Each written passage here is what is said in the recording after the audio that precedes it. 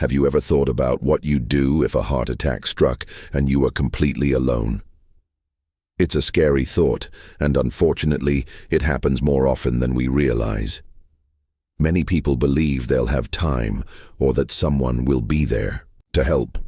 But the truth is, the first few minutes are the most critical, and what you do or don't do can make all the difference. The good news is, even if you live alone or spend most of your time by yourself, you can still survive a heart attack if you act fast and know exactly what to do. In this video, we're going to walk through 7 crucial things you must do the moment a heart attack begins and you're the only one around. These steps are simple, practical, and life-saving. You don't need medical training. You don't need fancy equipment. You just need to be prepared and stay calm. We'll break it down step by step: how to recognize the first signs, what to take immediately, how to keep your heart from working too hard, and even what small actions you can take that could give you just enough time to get the help you need. Stay with us until the end, because the last few steps are the ones most people forget, but they might be what actually saves your life. Don't wait until it's too late to learn what your body is trying to tell you. Let's get started. Number 1. Recognizing the earliest warning signs. The first and most important step in surviving a heart attack alone is knowing what it feels like, not just in your chest, but in your whole body. Most people expect a dramatic, crushing pain in the chest like you see in movies, but the truth is, real heart attacks often begin with much subtler symptoms, and those early signs can be easy to ignore until it's too late. What you're looking for is a deep, uncomfortable pressure or squeezing sensation in the center of your chest. It might feel like something is sitting on you, or like your chest is slowly being filled with cement. It could also come and go, making you think it's nothing serious, but if it lasts more than a few minutes or keeps returning, don't second guess it. Other early signs include shortness of breath, even without chest pain. You might feel like you just walked up a hill, even if you're sitting still. Some people feel pain in the arm, shoulder, neck, or jaw. Others get lightheaded, break out in a cold sweat, or feel nauseated and dizzy. And in some cases, especially for older adults or women, the pain may feel more like pressure in the back or stomach than anything in the chest. Let's take an example. Richard, 74, was sitting at his kitchen table when he felt a strange tightness under his collarbone, almost like heartburn. But then he noticed he couldn't take a full breath, and his hands began to sweat. He remembered reading that not all heart attacks start with pain, so instead of brushing it off, he acted. That decision may have saved his life. The body often whispers before it screams, and when it comes to heart attacks, those whispers are your only chance to take action before the damage begins. If you wait for the classic chest-clutching drama, you may already be too late. So the next time something feels off, and especially if it's a combination of pressure, shortness of breath, or unusual fatigue, stop what you're doing. Don't try to tough it out. Don't tell yourself it's just indigestion. Recognizing the warning signs is your first shot at survival. Treat them seriously, even if they seem small. Your life might depend on it. Number 2. Calling emergency services immediately. Once you suspect that a heart attack may be starting, the very next thing you must do without hesitation is call 911. Do not wait to see if the symptoms go away. Do not try to drive yourself, and do not assume that you're overreacting. Calling emergency services is not only the fastest way to get help, it's the most effective thing you can do to stay alive. A heart attack isn't something you walk off. Every minute matters. The longer your heart muscle is starved of oxygen, the greater the damage. But when you call 911, trained professionals are already preparing as they drive toward you. They're bringing equipment, medication, and the ability to keep you alive. If your heart stops on the way to the hospital, what's more, if your symptoms worsen quickly, which they often do, you won't be able to help yourself. That's why trying to drive is one of the most dangerous choices people make. You could lose consciousness, cause an accident, or delay your own care. Let the professionals come to you. Think about what happened to Linda, 78. She felt a strange ache in her left shoulder, followed by a wave of nausea and a cold sweat. She thought about calling her son, but then she remembered a nurse once telling her, if you're alone and might be having a heart attack, call 911 first, talk to your family later. She made the call. By the time the ambulance arrived, her symptoms had intensified, but the team was ready. They stabilized her on the spot. That phone call saved her life. You don't have to be sure you're having a heart attack to call for help. The dispatcher won't. Be upset if it turns out to be something else. In fact, they'd rather send help. You didn't need to miss a chance to save your life. Keep your phone somewhere you can reach it easily, especially if you live alone. If you feel symptoms coming on and can't speak clearly, press the emergency call feature. Some phones have a shortcut to call for help even when locked. Learn where it is and use it. If you're still watching this video and finding these insights valuable, please comment number 2 below to let me know you're here. And if you haven't subscribed yet, I recommend you subscribe and turn on the bell so you don't miss any videos. Your support helps us continue creating good content to inform and inspire you. Now let's move forward. Number 3. Chewing an aspirin, slowly and calmly. After calling emergency services, the next most powerful action you can take is simple. Chew an aspirin, not swallow, chew, and do it slowly, even if your hands are shaking.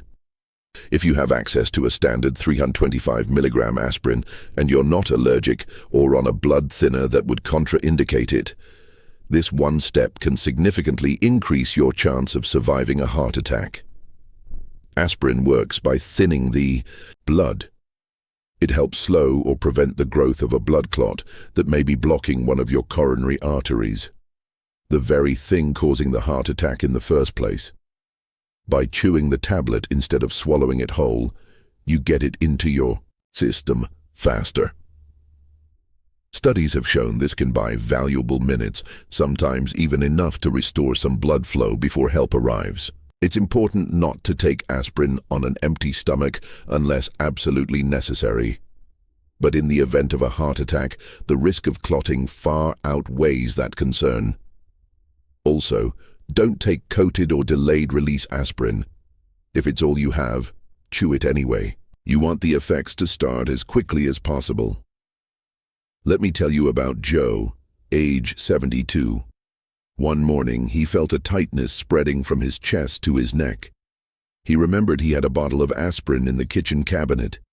He chewed one while sitting down and waiting for the paramedics.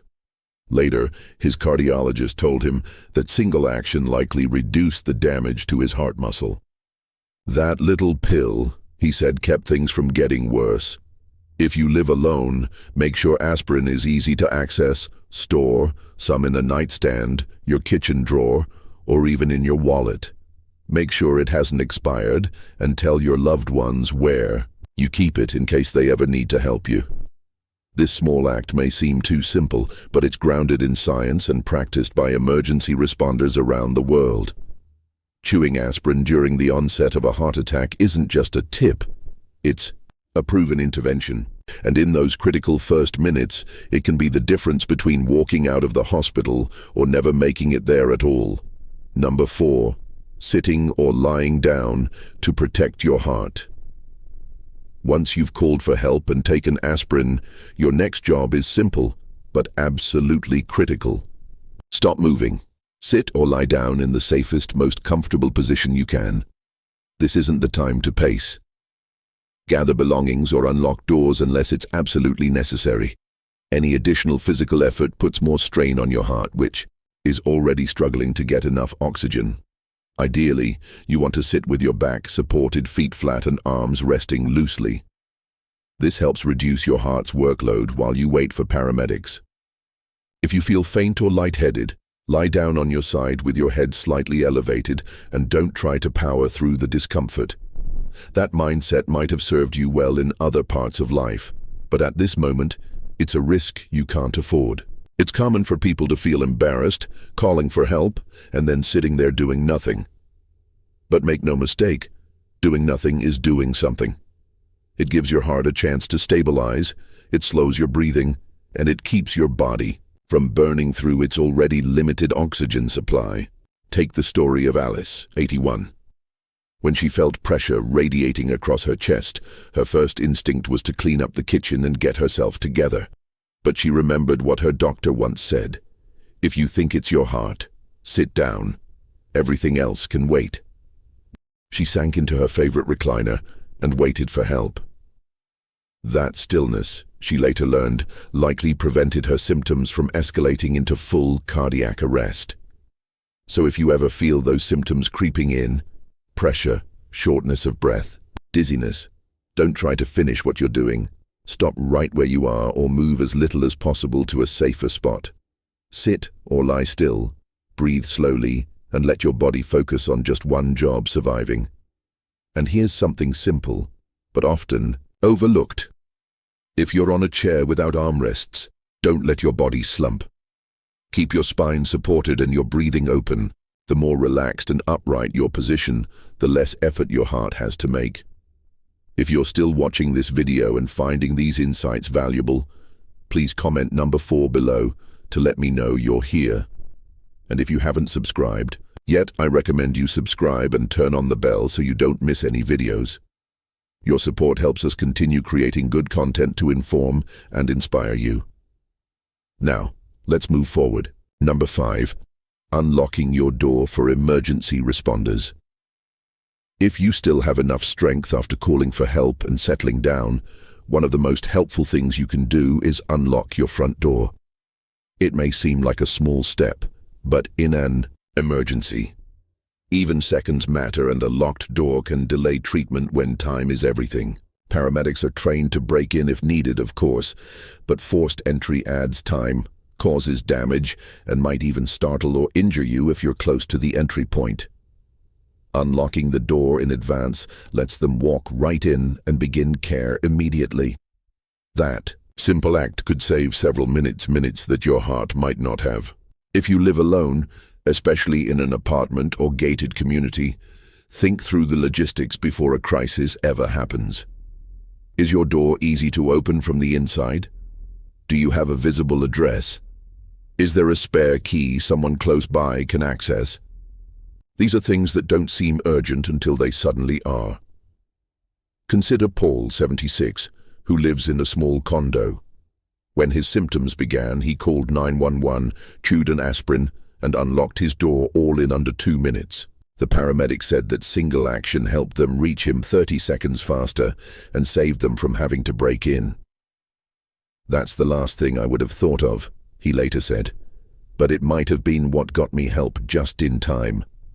If walking to the door feels too risky, don't do it. Sit down and focus on your breathing. But if you're close to the door and feel steady enough to reach it safely, go ahead and unlock it. You might also consider a smart lock with remote access or a medical lockbox for your key, especially if you live alone or have mobility challenges. It's a small act of preparation, but it sends a message to the people coming to save you. You're ready. You've done your part. Now, it's their turn to do the rest. Number 6. Using your phone speaker or medical ID features. If you're waiting alone during a heart attack, your phone becomes more than just a communication tool. It becomes your lifeline. And one of the smartest ways to use it at that moment is by switching to a speakerphone. This allows you to talk to emergency responders hands-free, so you can focus on breathing and staying as calm as possible without needing to grip your phone tightly or hold it to your ear. When you're under distress, even the act of holding something to your ear can make it harder to breathe. Using speakerphone not only reduces physical strain, but allows the dispatcher to hear you more clearly if you suddenly become too weak to talk. It also lets them listen for signs of your condition in the background, your breathing, your movements, even your tone. Beyond that, every smartphone now has something just as critical: your emergency medical ID. On an iPhone, it's accessible, even from the lock screen. On Android phones, there's often a similar feature. It holds vital information like your age, allergies, medications, and medical conditions. If you're unconscious when paramedics arrive, this data can save time and guide decisions about your care. Take Susan, 79. She passed out just moments before help arrived. But because her phone had her medical ID set up, the paramedics knew immediately that she was diabetic and allergic to penicillin. That saved them from giving her something that could have made things worse. And they were able to call her daughter using the emergency contact listed right in the phone. Setting up this information takes less than 5 minutes, and it lasts forever. Include your name, birth date, any major conditions, medications you take, allergies, and 1 or 2 emergency contacts. It's not just for tech-savvy folks. It's for anyone who might one day need help when they can't speak for themselves. So if you ever feel those first signs of a heart attack coming on, use your speakerphone, stay connected, and trust the person on the other end. Their calm voice, steady instructions, and constant presence can make the waiting less terrifying. And if something happens before help arrives, your phone might still speak for you when you no longer can. If you're still watching this video and finding these insights valuable, please comment number 6 below to let me know you're here. And if you haven't subscribed yet, I recommend you subscribe and turn on the bell so you don't miss any videos. Your support helps us continue creating good content to inform and inspire you. Now let's move forward. Number 7, slowing your breath to steady your heart. In the middle of a heart attack, it's easy to feel like panic is taking over. Your chest feels tight, your thoughts race, and every second seems louder than the last. But there's one final tool you still have: your breath. And if you use it well, it can calm your nervous system just enough to give your heart a better chance at holding steady. Controlled breathing isn't about curing the heart attack. It's about keeping your body from spinning into full-blown shock while help is on the way. The more anxious you become, the faster your heart may beat. But slowing your breath can gently pull that rhythm back down. You don't need a special technique. Just try this. Breathe in slowly through your nose for about 4 seconds, hold it for a moment, then exhale gently through your mouth for 6 seconds. Do it again. Focus on that one small rhythm. It gives your body something steady to anchor to, and it can help prevent your heart from going into dangerous arrhythmias triggered by stress. Consider what happened to Frank, 83. When the pain hit, he felt like he was drowning in fear. But he remembered a simple breathing exercise his doctor had taught him during a checkup. He focused on each breath, kept himself still, and let go of the panic. By the time the paramedics arrived, his heart was still, unstable but not in full arrest. I just kept thinking, stay calm, stay alive, he later said. You can practice this breathing anytime. When you're resting, when you're feeling anxious, even when you're watching TV, the more familiar it feels, the more instinctively your body will return to it when the stakes are high. Your breath won't fix your arteries, but it can buy you time. It can keep oxygen flowing and help your heart hold on. And sometimes in those final moments before help arrives, that's the only edge you need. Stay still. Stay alive. Final thoughts. At the end of the day, surviving a heart attack alone isn't just about luck. It's about preparation, awareness, and calm action. These 7 steps may seem simple on their own, but together they form a powerful chain that can save your life. Recognize the warning signs, call for help immediately, take aspirin if you can. Sit or lie down to conserve your strength. Make it easier for help to reach you. Use your phone's tools wisely and slow your breathing to keep your heart steady. Each one of these measures buys you a little more time. Each one gives you a little more control, and each one says something important, that even when you're alone, you're not powerless. Heart attacks can feel like the most frightening kind of solitude. But these steps remind you that you're not truly helpless, not even for a second. You have tools, you have knowledge, and you now have a plan. So ask yourself, what stood out the most to you today? Was there a step you hadn't considered before? or one that you now see in a different light. Think about how you can apply this to your own life and maybe even share it with someone you care about. It might not just save your life, it could save theirs too. Thank you for joining us today. We'd love to hear from you. Leave a comment below and share one thing you learned today and how you plan to use it in your life. Your thoughts are important to us, so don't hesitate to share them. Reading your comments gives us great motivation and encouragement. If you enjoyed this video and found it helpful, please like, subscribe, and share. Your support helps us continue creating good content to inform and inspire you. Thanks for watching, and we look forward to seeing you in the next video.